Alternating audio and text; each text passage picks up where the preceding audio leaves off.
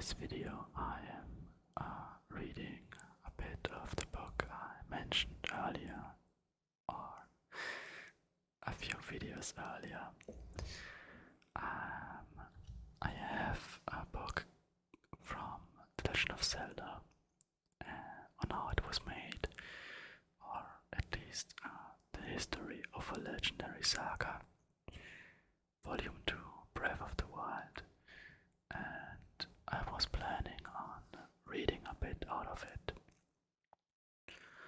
So I hope this isn't going to be too long, because I am reading just a fraction of one chapter, and yeah, the text is very tiny, and this fraction contains like 5.1, 2, 3, 4,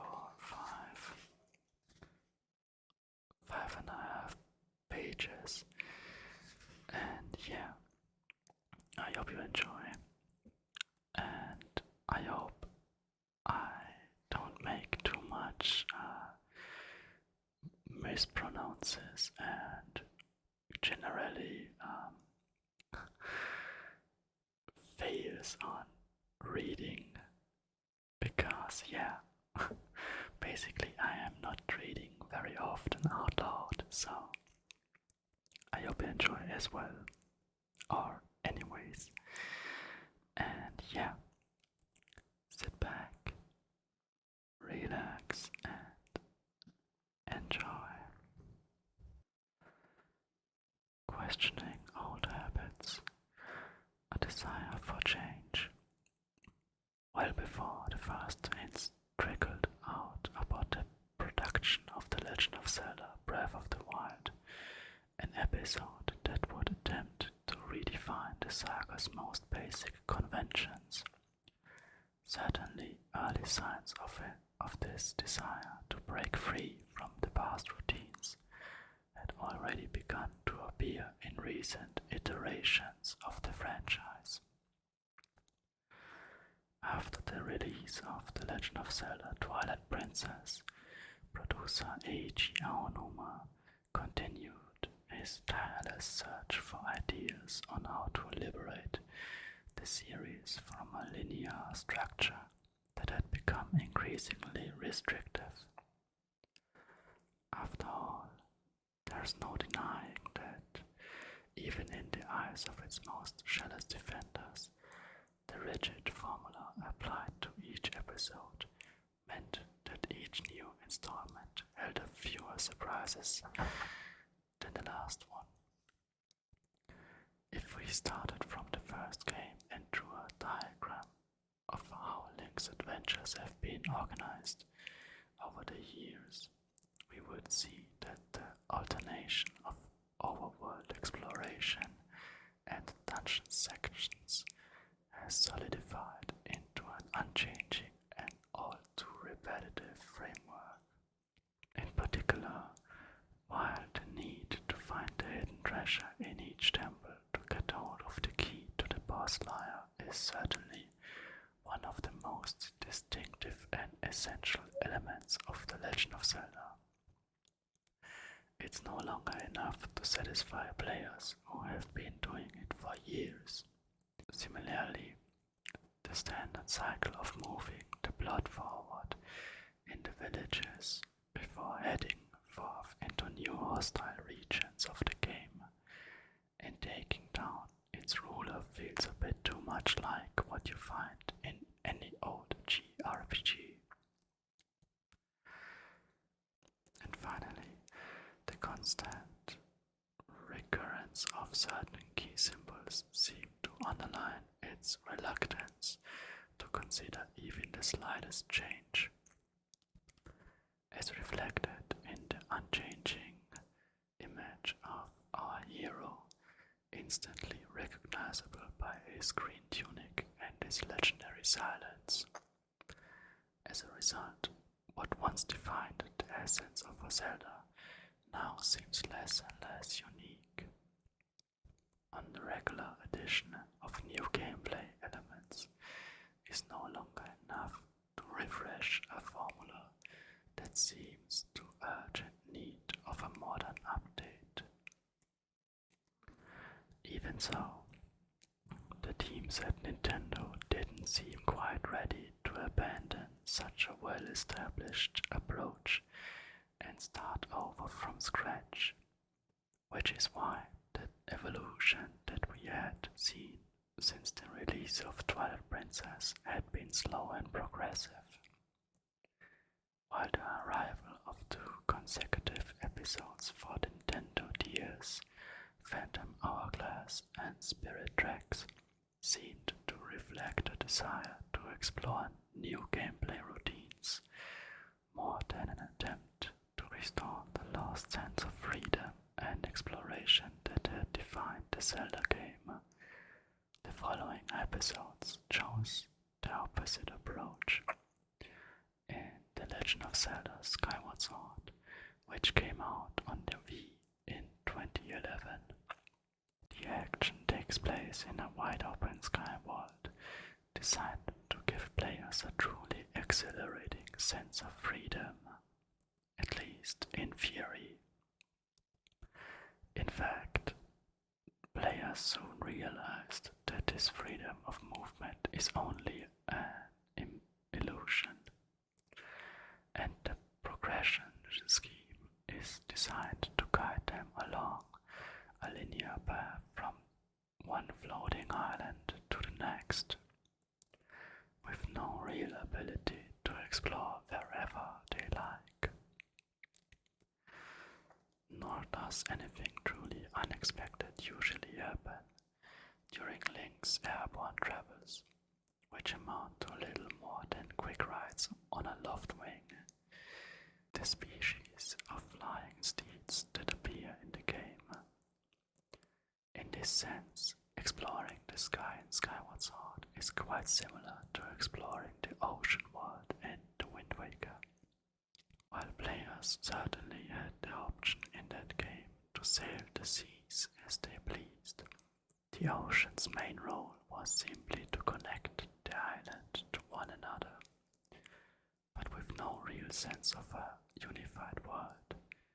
To be sure, this bold feature did succeed in blurring the line between indoor and outdoor environments to create a more effective illusion of exploring a world with few fixed boundaries. But for Eiji Aonuma, it wasn't nearly enough. The producer himself spoke of his inability to establish a real connection between the floating islands in Skyward Sword, and of his sense than bringing coherence to the world of the game. The islands made it feel more fragmented than ever. This was a key turning point in Aonuma's thought process, as he came to clearly reject the idea of building another game around designing principles that were the opposite of an open world. Another notable attempt to establish new modes of progression in a Zelda game can be seen in A Link Between Worlds. This reimagining of the episode from the SNES era, released for the 3DS in 2013, introduces a radical change in the way players can approach their adventure. Thanks to a rabbit-eared traveling merchant named Ravio, Link can simply rent virtually any of the key items he needs throughout his quest. This includes all of the series' best-known secondary weapons, including the bow, the hookshot, and the all-important bomb bag, which are usually essential for completing the dungeon trails, and which were previously found only in carefully guarded chests, allowing players to get their hands on whatever items they find most useful for their quest. Starting from a very early point in the game is a clear sign of the producer user's desire to break free from the classic linear structure and start moving towards more freedom of exploration. In A Link Between Worlds, players have more independence and are no longer required to go through the dungeons in a specific and predefined order to get their hands on the one artifact that will open up further progression. Although this episode does not include a certain number of restrictions intended to prevent players from completely sabotaging the challenge of the game, such as the requirement to buy items again if Link is killed, and to avoid emptying the endurance meter each time he uses one of these items. This new feature seems to be highly effective in changing the overall dynamics of the game. The ability to rent any item gives players a strong incentive to explore all the secrets hidden around the edges of the main adventure and outside of the dungeons.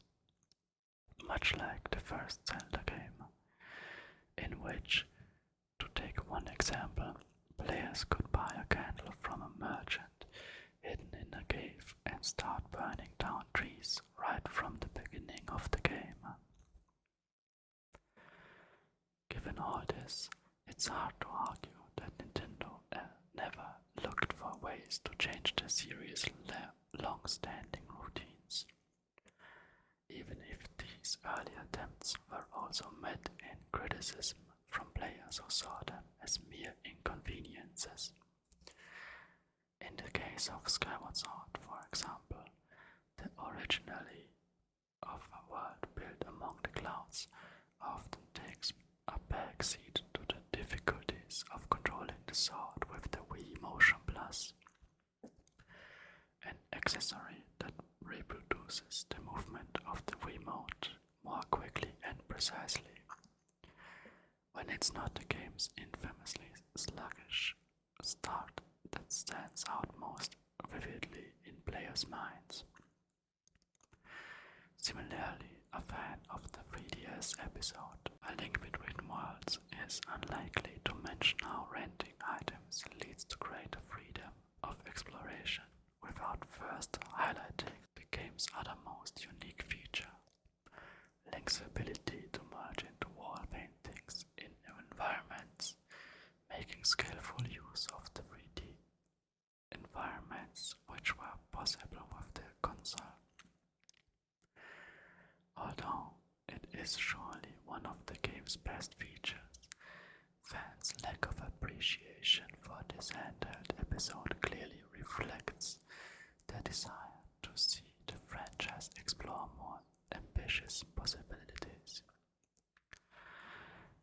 Often shunned for its low level of difficulty and short playtime, this reinterpretation of the unforgettable A Link to the Past, timed to celebrate the 20th anniversary of the game's release on the SNES, ultimately failed to excite the gaming public. It would apparently take more than a colorful homage to one of the most popular chapters in the series to rekindle the flame in the hearts of true Zelda fans, who were hoping to relive the excitement of a major event like the release of Ocarina of Time.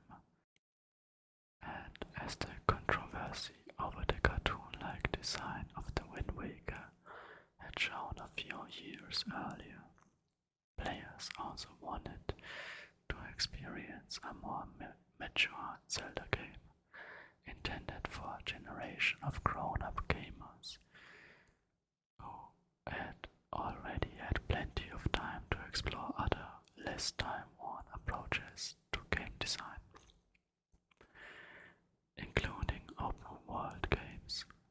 In other words, if the Zelda series was going to make a change, it should be major and uncompromising promising, no more half-measured like the ones Nintendo had been offering up to 30 years. The danger of over-exploiting the franchise. In hindsight, we can see that despite the risk that they represented for Nintendo at the time, these bold attempts to take the series out of its comfort zone by breaking with its well-worn routines and classic structure did not make much of an impression on players. One reason is that, beyond these considerations, fans have been especially concerned with the publisher's tendency to overexploit the franchise over the past 15 years. Players had learned to await the arrival of each new Zelda game, like the coming of the Messiahs, but starting in the 2000s, the release schedule started to accelerate and began to include second-tier installments like Four Swords Adventures and various spin-offs that were not always appreciated by Zelda purists. How many people still remember freshly baked Tingle's Rosy Rupee Land, released on the DS in 2007, or its sequel, which was never distributed outside of Japan? It's not that these games were necessarily bad, but choosing the most off-kilter character in the franchise to star in the first real spin-offs from the Zelda saga didn't do much to impress players who were looking for serious adventures. It's not surprising, then, that the appearance of Link's crossbow training for the Wii, a simple collection of challenges that let players use their remote as a crossbow, also failed to arouse much enthusiasm in 2007. All the more so since seeing the saga's main hero in such a small-scale production, the primary purpose of which was to promote a new accessoire for the Wiimote, was beginning to seriously taint the Zelda brand and to undermine the credibility of these outings on the sidelines of the main saga. So, when Nintendo announced that Omega Force, a studio specializing on mass beat-em-ups like the Dynasty Warrior series, would be developing a fighting game featuring iconic characters from the Zelda saga for release on the Wii U in 2014, few believed that the project would be a success. Entitled Hyrule Warriors, the new game risked puncturing the sacred aura of a wildly popular series that had managed to maintain a virtually spotless reputation up to that point. Whether or not you like the concepts behind the game, which is admittedly filled with good ideas, but confined to the usual limits of Omega Force production, an important line had clearly been crossed.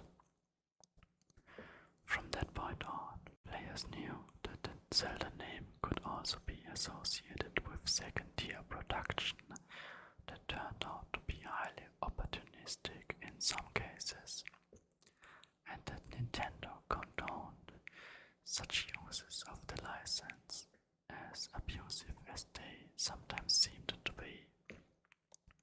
The 2016 release of Hyrule Warriors Legends on 3DS, an altogether respectable handheld version of the Wii U title, which pulled all of its genuinely new content into paid DLC, tends to confirm this impression even more strongly.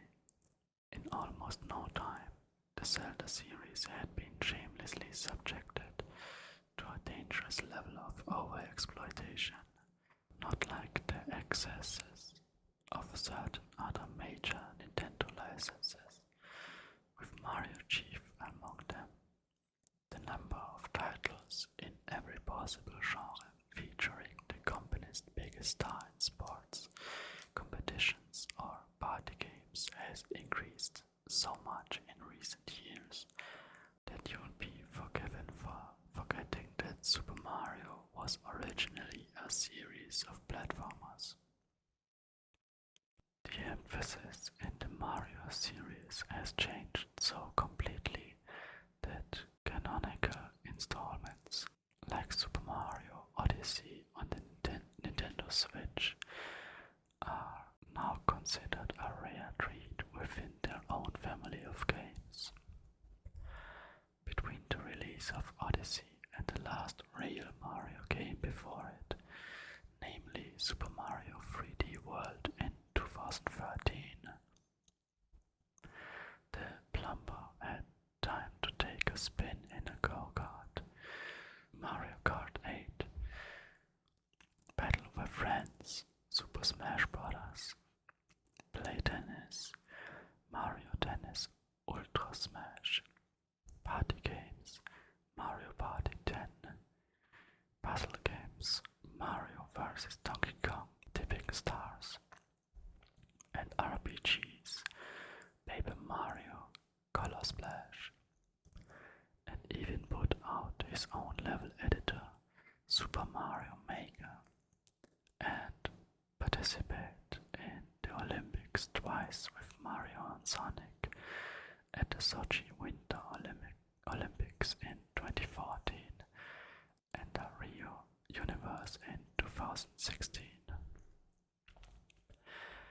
In that same year, he also appeared on smartphones for the first time in Super Mario Run, between two quick appearances on the 3DS, Mario Party Star Rush and Mario Sports Superstars. As long as the game-buying public stays interested, Nintendo is happy to keep going back to the well again and again.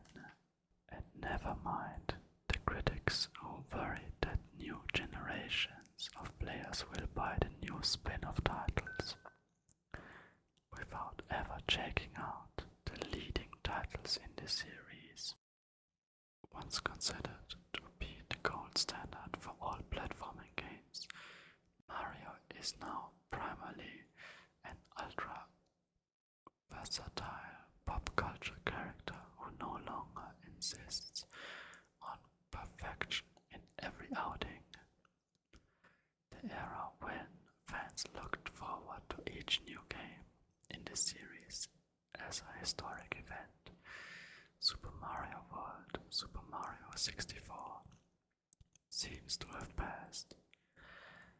With such a mind-boggling number of spin-offs of all kinds, it's no longer surprising to see the average review score for Mario games appearing in the good range more often than receiving the excellent score from younger years when the high-jumping plumber didn't spread himself quite so thin. Even the sport-based spin-offs that do get good reviews, like Mario Kart, Mario Golf and Mario Tennis, have gradually lost some of their luster to the detriment of the original series. Given this history, it's not unreasonable to worry about the same type of scenario arising with the Legend of Zelda franchise. Of course, there have only been a few spin-off episodes so far, but the current trend suggests there are likely to be more, especially since Nintendo has opened another Pandora's box by offering DLC for a title like Hyrule Warriors, raising the specter of future Zelda games. Fragmented into small pieces pieces of paid content. This development also affects Breath of the Wild, as we will see a bit later. So, this was just a bit of the book. I hope it wasn't too boring, because it's, new to me to read something loud and whisper at the same time. So, I hope you liked it, and let me know if I should continue, because the book is pretty long, pretty damn long. It has almost, it's over 150 pages, and today I read like 5 of them. So if you want, let me know and I will make another video about it. So I hope you liked it, and I hope you have a great day or night. And we see you again.